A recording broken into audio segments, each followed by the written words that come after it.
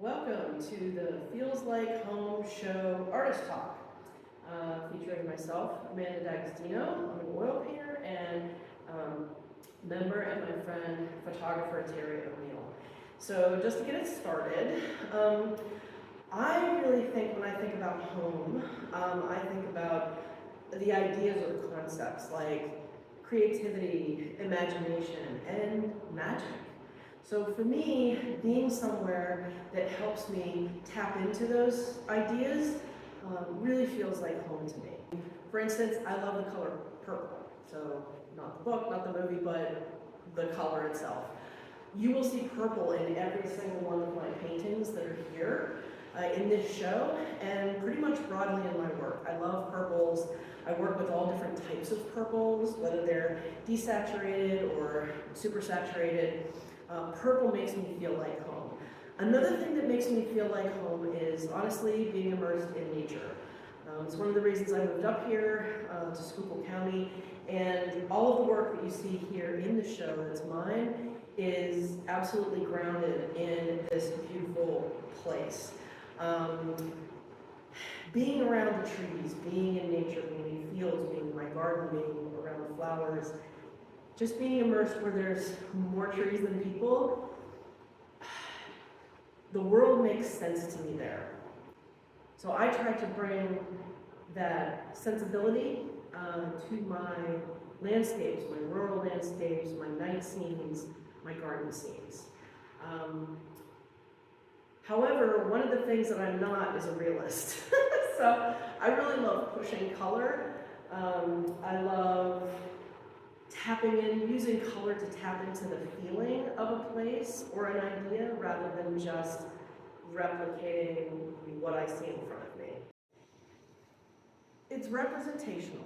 So you know what you're looking at. You know you're looking at a washing line, you know you're looking at a lavender field, you know you're looking at a tree and a moon and a field and a garden and a bench. But I don't use realistic colors. I am not a realist. I don't do realism, right? I'm not trying to replicate the perfection that's out in nature. I'm trying to go beyond that to how it makes me feel. So when I choose my palette, very often what I'll do is I'll be on site. Like this lavender field painting was done on plein air, so it was done outside at Hope Hill Lavender Farm. A few of us from Allied Artists went, and we sat there, and Wendy's great, and the place is beautiful, and I sat there and I painted this. But I tell you something, it didn't look like this when I got it home. Because if any of you do plein air, you know a lot of times things happen in the field, and what happened with me is what I ended up with was a much darker than I wanted. It was a bright sunny day. Well, that affected my palette sitting there looking at it. It affected my eyes, like, you know, you kind of get sun, so there's an overload. So when I got home, I realized it wasn't exactly the brightness that I wanted, so I adjusted it in the studio. And now I'm real happy with how it came out. Notice the purple, right? But when I choose a palette, it's usually based on, there's a color in the scene that grabs my attention right away. And that's the color that I use as maybe the dominant color, or maybe the non-dominant color if I want it to really pop. So a piece like this, it was a lot of green. It was a beautiful, bright early summer day. And actually the rhododendron that was on the side of the house really got my attention compared to the bright, like white flapping sheets and dresses that were there. So that's kind of what I played with. And if you look closer, if you come and actually look closer at the brush strokes, you'll see sort of shades of these colors all throughout. So it harmonizes more. All my paintings, I try to do that. I try to make sure there's harmony, and one way to do that is to make sure I have brush strokes of each of these colors in different places around the painting. So subtle that you won't see it right away, but if you come up here and you look, you'll start seeing those colors. So when we came up with this idea of Feels Like Home, I just really wanted to, I gravitated toward the scenes and the color palettes that just make me feel like magic. You know, I see the world differently. I see the world through the lens of my imagination. So whenever I see a scene, I might see a tree or a field or a washing line, but then I think, okay, what's the color I want to work with? And then I choose the palette based on that. Maybe I want high key, which is, the value, if it's a value from, 0 to 10, 0 being the lightest light and 10 being the darkest dark. Maybe a high key painting would be from 0 to 5. So it's all the lightest colors, but the darkest value is in the middle. Or a low-key painting like my party tree over there, which is not on view. That's a low-key painting. And the thing that really pops is everything is low-key except for the lights in the tree, and then that little pop of sky. But that's actually middle value. So that middle value looks real bright because it's up against all these real dark darks. So that's a little bit about my process, a little bit about me, and I'm going to give it over to my friend Terree for her to talk about her process and her photos, and we'll be back for questions. So, good evening, everyone. Thank you for coming. My name is Terree O'Neill. I am a photographer. I have been a photographer since I was a very young child. My first camera, the Polaroid Swinger, I still have my first photo with those small black and white square prints, which were super cool. But it's been part of me for all of my life. Many, many decades now. And it has evolved. For close to 30 years, I was full-time doing portraiture. I started with a studio, and I still do this today, but now that part of my photography is part-time. Since I moved up to Schuylkill County, I started doing more landscape work, and fortunately got to meet Amanda and became a member of the Allied Artists, and that's opened some new doors and some new opportunities, which is really great. This second show of ours feels like home. To me, home is made up of the moments that put joy into my heart and that make me feel well, that make me feel happy, that make me feel healthy and alive. It's a blend because the camera, creativity and photography is one of those things that make me feel most myself, which is translated to feels like home. Nature as well, being immersed in the natural world. And I'm going to show you 3 different images and just give a wee little bit of background of those in the hopes that you can see what feels like home to me. This one that I'm standing next to was taken at the bottom of South America in Patagonia. And I traveled there several years back after I lost my husband. And we had been together for a very long time, and I was suddenly on my own. And I knew at one point, it came to me, I have got to leave my home. I've got to leave this place. And I thought of all the places that were on my list that I wanted to visit and go to, and nothing resonated, nothing hit me. Till I watched a film in Spanish that was filmed in Patagonia, and I saw the wild winds down there, which are really responsible for the way the landscape looks. So I decided to go. And this image is representational of a lot of what you see when you're hiking. And going so far away from home actually brought me back home. I learned what it was like to be by myself, on my own. I wasn't part of a couple, which I had been 32 years, right? So I was no longer Terree and Jake, I was Terree.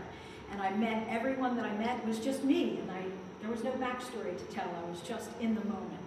So even though it's so far away, Patagonia made me feel like home. And I have a few other images from that trip in this show. Secondly, well, I'm going to go over here first. So I said being in the natural world, nature thrills me like so many of us humans thrive in nature because we're part of nature. Hiking. So for many years, I would just take walks by myself. I didn't have hiking partners. But when I moved up to Schuylkill County, through a set of circumstances, I met a woman and we were talking about hiking, and I said, oh, I'd love to get out on these trails, but I'm kind of fearful going by myself on the AT, on the Appalachian Trail. And she's like, oh, come with me. Well, I'm going to introduce you. So from that meeting, I wound up, like the artist, I wound up in another group full of hikers. And this image here, Bake Oven Knob, it's not at the top where you have the big overlook. It actually was on the way down. And it was just a remarkable sky in the moment, and it drew me. But the feeling that I get of home from that is that in this new place that I moved to, I was able to find other folks that made me feel safe out in the wilderness. So that was one of those moments that just really resonated. And I love hiking around here. It's extraordinary. The third photograph I want to share is this one up here. It's called Hunter's Moon. This one for me resonates for multiple reasons, and very near and dear to my heart, my son Hunter. That's first and foremost. He's no longer here on Earth, but his spirit is with me all the time. And last year I was headed to the Halloween parade in Andrews, and I knew it was the night of the Hunter's Moon, and I was looking for it, and suddenly there it came on the side of the mountain, and I'm like, oh my God, I gotta stop and get a shot, I gotta stop and get a shot. Nowhere to pull over on 895, nowhere. So I took the first right I could, and when I made that turn, magically, there was this pond, and the Hunter's Moon was reflected in the pond. And so that was my capture. Hunter, my son, family, that's the feeling of home to me. The photographs that I make, I look first and foremost, something that draws my attention, captures my attention, gives me a feeling to be in the presence of a scene. And when that's the case, then I begin to compose it. I look for a composition that is pleasing to me, and the camera being the first tool, but then the computer being the secondary tool.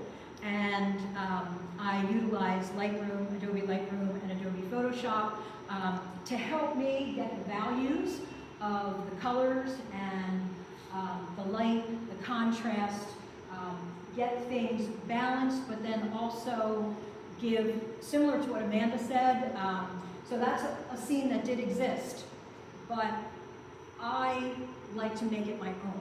So, you know, she said something like how she sees it, and it's very similar to that for me. So I put my own mark on the landscape, on the image, and when I get it to the point where it resonates completely, I know that I'm finished and I'm ready to make a photographic print.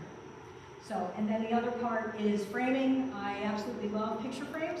I love wood, I love color, I love to collect them, I love to paint them and reuse them, recycle. So that's why you see my work is not traditionally like most photographs are shown. It's you know, it's just the way that I love. So yeah, so that wraps it up for me. Feels like home. Thank you very much for joining our artist talk. If you'd like to join the Allied Artists, if you're not already a member, our meetings are the third Thursday of each month here at the Yuengling Mansion in the main mansion space. You can also find us at schuylkillart.com, and this YouTube channel is new for us, so if you would like to, please like this video and subscribe to the channel. The idea here is that we will share artist talks, workshop presentations, anything of interest for our member artists as a way to sort of catalog what we're doing and also share with the community. So thank you very much. Like and subscribe and leave a comment. And what do you think of our very first artist talk that is here on the channel? Take care, everyone.